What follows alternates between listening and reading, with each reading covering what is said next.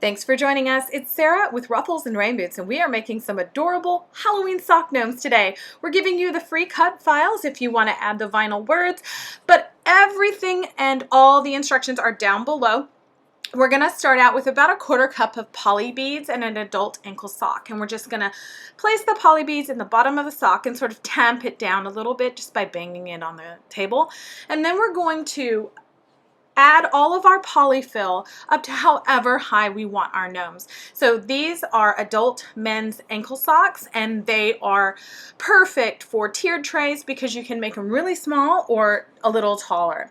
All right, so we're just going to make sure that we get it all in there pretty stuffed, and then we're going to secure the top, and you can either use a piece of thread or a rubber band, whatever you have handy, and you're going to gather up all of the excess at the top and secure that.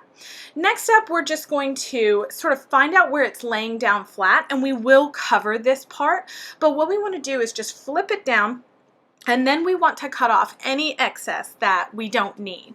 And you can see here, I'm just going to snip off sort of the ribbed part of the ankle sock, and then we're just going to secure it down with hot glue. Little dabs here and there. Again, this is all going to be covered, but just try and make sure it's pretty flat. So okay, next up, what we're going to do is we're going to set the body aside. And if you've never worked with faux fur, I will tell you what we're going to do is we're going to spread out our faux fur. This is Mongolian fur. You can get it at fabric stores. It's a better quality than craft fur, but you're going to lay it flat without stretching it. So we want it just to lay flat, and then you're just going to measure your body by rolling it around. And this is the best way I can explain it. You're only going to be cutting the backing. So make sure you're just cutting that fabric about 1 inch down. And then what you want to do is you want to find the very bottom part about where the fur will fall. Now, this is fur, and you're not cutting it through, so the fur is going to extend beyond the fabric line. So you can see, and I'll show you a little later in the video where the fur actually stops. But what we're going to do, I don't do this, or normally I just cut between it, but I wanted to show you, you're going to cut sort of a triangle shape out down to sort of a rounded off point at the bottom. And again, as you're cutting, you can use a razor blade, an X-Acto knife, anything you want. Just if you're using scissors, don't cut with them like scissors, use them as a blade. And then you're just going to flip over the other side in order for you to get the matching angle. And again, you can draw it or not. I don't normally. But what we're going to do is we're going to pull the fabric away from each other, and you can see all these beautiful fur pieces are actually hanging down like fur. So now you're going to see, before you glue it, make sure that you like where it falls. So you can see the edge of the fur is there, and then it has a little bit of extended at the bottom. So I'm about 1 inch down from the top, and I'm just going to secure each side with hot glue. And you don't want to get any hot glue on the fur because it will like kind of gunk up, but it's pretty easy to hide your mistakes with this. This is a very forgiving project. And then you're just going to brush it down with your fingers. You can use sort of a cat hair brush, but I just use my fingers. So I'm using a child sock because, again, these are for a tiered tray, and I wanted them pretty small. You can use an adult sock. It's a knee sock.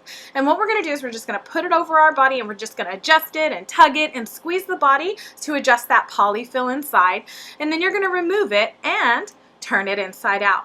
So you can do this part with hot glue. I don't think it looks as good, but you can cut it into a point and then make a quote seam with hot glue.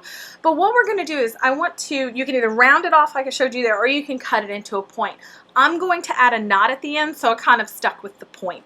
Okay, so all I'm doing here is just using a basic needle and thread and coming up to a point and going down to the other side. And I have no idea what stitch this is. It's just Sarah is making knots everywhere. And then cut it off, flip it inside, or you're going to cut the fabric like into a seam allowance there. You can see I'm just cutting the edges of the fabric, and then you're going to flip it inside out.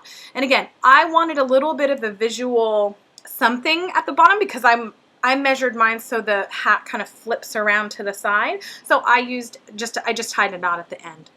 Okay, so now up, we're just gonna slip on the hat, but don't hot glue it yet because again, this is a sock gnome and it depends on where you want the hat to be placed. And you don't have to add the boo or the eek cut files that I gave you in vinyl, but you do have to do this part where you kind of make sure it's exactly where you want it because we're going to identify where we want to put the nose. Now, you don't have to do this. A lot of people don't. I just happen to like the look of it. I split the faux fur into sort of a mustache kind of look, and then I attach, this is a clay nose that we made, but you can use wooden beads, you can use anything you want, guys and gals, but we're just going to attach it with a little hot glue, and you can see there, you can kind of see the mustache pieces, and then we're going to secure the front down first. So why we do this is so it makes sure we cover up that squinchy little part of the nose. And you can leave this as is, or you can go ahead and click that link and get the cut files for free. So I made you eek and boo in a really simple sort of Ray Dunn style. They're super cute. So let us know what you think below. Please like and subscribe to Ruffles and Rain Boots for more crafty fun.